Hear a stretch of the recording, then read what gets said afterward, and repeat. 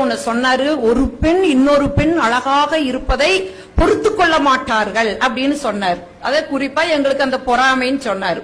ஆனா பேச்சுக்கு பேச்சு அவர் சொன்னாரு பாருங்க, கக்கப்புக்க பட்டுச்சீலை கட்டிட்டு வந்திருக்கிறீங்க, பீரோவை திறந்தா பட்டுச்சீலையை அடுக்கி வச்சிருக்கிறீங்க, பட்டுச்சீலையை கட்டிட்டு வந்திருக்கிறீங்க, பட்டுச்சீலையை கட்டிட்டு வந்திருக்கிறீங்க. ஆனா இதுக்கு பேர் என்னங்கண்ணா? இல்ல இதுக்கு பேர் என்னங்க? நான் சொல்ல மாட்டேன். என்ன நீங்க மற்றவங்க அழகா இருக்கிறாங்களா இல்லையா அதை பார்த்து நாங்க பொறாமப்படுறோமோ இல்லையோங்க.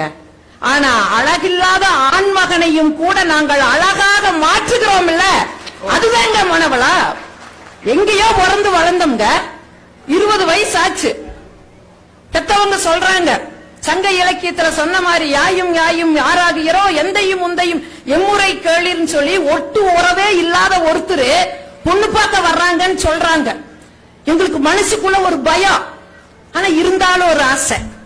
அந்த ஆணழகன், அந்த பேரழகன், அந்த பௌர்ணமி விழா எப்ப வரு எப்ப வரு எப்ப வரு ஏங்கறங்க. அந்த நாளும் வருது, அப்படியே ஒரு படையே வருது.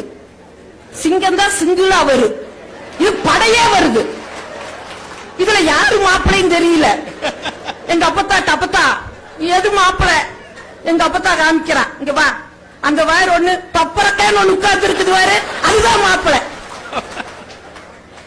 நிமிந்து பாக்குறதுக்கு எங்களுக்கு அச்சம், மடம், நாணம், பயர்ப்பு வேற தடுக்குது. நிமிந்து பார்க்க முடியல. அப்படியே ஓரக்கண்ணால பார்த்தா இதயத்துக்குள்ள அணுகுண்டு வெடிக்குதுங்க. அது பௌர்ணமி நிலாவாட்ட இருக்குன்னு நினைச்சா 13 அமாவாசைய வடிகட்ட மாதிரி ஒரு கலருங்க. ஐயோ, நான் அந்த கருமாப்பிளை கட்டிக்க மாட்டேன். நானு எங்க அப்பத்தா சொல்றான், இங்க பாரு, சபையில உங்க ஒப்பனுக்கு ஒரு தலகுன்னு ஏற்படுத்திடாத, அவன் கௌரவத்தோட உழைச்சிருக்கிறான். சரி தலையாட்டுன்னு அவளே என்ற தலையை பிடிச்சு ஆட்டி விட்டுட்டான். எவ்வளவு கனவுல நாங்க இருந்திருப்பங்க, ஒரு அஜித் மாதிரி, ஒரு கமல் மாதிரி. எங்களுக்கு ஒரு மாப்பிள்ளை வருவார், எங்களுக்கும் கனவுகள் இருக்குமல்லங்க. அந்த கனவெல்லாம் தவிடு ஒடியாகுது. வாட்சர் எப்படி இருந்தாலும் சரி, கைய காமிச்சாங்க, இதுதான் உனக்கு மாப்பிள்ளை. அது கருப்போ சிவப்போ, நெட்டையோ குட்டையோ, குண்டோ ஒல்லியோ, ஏத்துக்கிறோம் இல்லங்க, ஏத்துக்கிறோம் இல்ல. எவ்வளவுங்க மன வலிமை. இதை விடங்க அந்த கருப்பு நிலா நேத்து எங்கூட வாதம் பண்ணுது. நேத்து வாதம் பண்ணுது. உன் பேர் என்னன்னு கேட்டாரு. நான் சொன்னேன், ஏங்க என் பேர் தெரியாதா? ஊர் உலகமே தெரியுமாச்சு. இல்ல, நான் உன்னை எப்படி செல்லமா கூப்பிடுவேன்னாரு. தங்கம் தங்கம்னு கூப்பிடுவீங்கான, இனிமேல் உன்னை நான் வச்சுக்க முடியாதுன்னாரு. எனக்கு தூக்கி வாரி போட்டுச்சு. என்னங்க சொல்றீங்க? இல்ல, அரசாங்கம் இனிமேல் 1/2 கிலோ தங்கம் தான் வச்சிருக்கோன்னு சொல்லுது, நீ 72 கிலோ இருக்கிற, உன்னை நான் வச்சுக்க முடியாதுன்னு. நான் விடுவனா? நான் சொன்னேன், நானும் உங்களை வச்சுக்க முடியாதுங்க. பயங்கர கோமது, என்னடி கொழுப்பா அப்படின்னாரு. இல்லைங்க, உங்களை எல்லாம் அடையாளப்படுத்தணும். எங்க ஊர்ல எங்க வீட்டுக்காரர் என்ன சொல்லுவாங்க, நீங்களும் கூட கேட்டீங்க கார்ல வரையில, சாந்தாமணி அம்மாட்ட கருப்பு பணம் அதிகமா இருக்குமே. கருப்பு பணம் எங்கிட்ட இல்லைங்க, கருத்த மணி எங்கிட்ட இருக்கிறாரு. ஊர் உலகத்துக்கு அவர் அடையாளம் காட்டணும்னு என்ன சொல்லுவாங்க தெரியுங்களா? அதான் அந்த கருப்பு மணிதான். அதை வச்சு நான் சொன்னேன், நானும் உங்களை இனிமேல் வச்சுக்க முடியாதுங்க. கருப்பு மணி வச்சிருந்தா அரசாங்கம் புடிச்சு கொடுக்க சொல்லுது, புடிச்சு கொடுக்கட்டான்னு கேட்டேன். என்னங்க என்ன பேசிட்டு இருக்கீங்க? வாழ்க்கையை நாங்க எப்படி தியாகம் பண்றீங்க? பெண்கள் என்னமோ நீங்க அவ்வளவு சாதாரணமா சொல்லிட்டு போறீங்க. 3 முடிச்சு போடுறாங்க.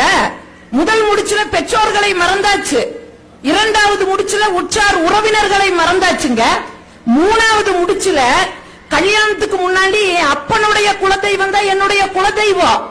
கல்யாணம் பண்ண மறுநிமிஷமே என்னுடைய கணவனுடைய குலதெய்வம் என்னுடைய குலதெய்வமா மாறுதுன்னா நாங்க எங்க சாமியவே விட்டு கொடுக்கறோமே.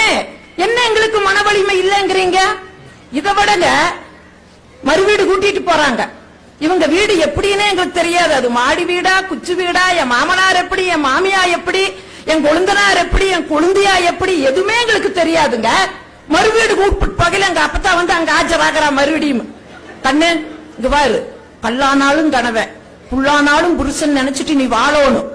நீ இது அப்படி போயிட்டு இப்படி வந்துடாத. உனக்கு தங்கச்சி ஒருத்தி இருக்கிறா, அவளுக்கு கல்யாணம் ஆகணும். அதனால நீ போய் எப்படி இருந்தாலும் அனுசரிச்சு வாழுன்னு புத்திமதி சொல்றாளுங்க. நீங்க அன்னையிலிருந்து இன்ன வரைக்கும் கல் ஆனாலும் கனவ, புல் ஆனாலும் புருஷ, ஹாஃப் ஆனாலும் ஹஸ்பண்ட், கோட்டர் ஆனாலும் கொண்டவ, பட்டையானாலும் வச்சுக்கிட்டு வாழ்ந்துட்டு இருக்கிறோமே, எங்களுக்கு எப்படி நீங்க மன வலிமை இல்லைன்னு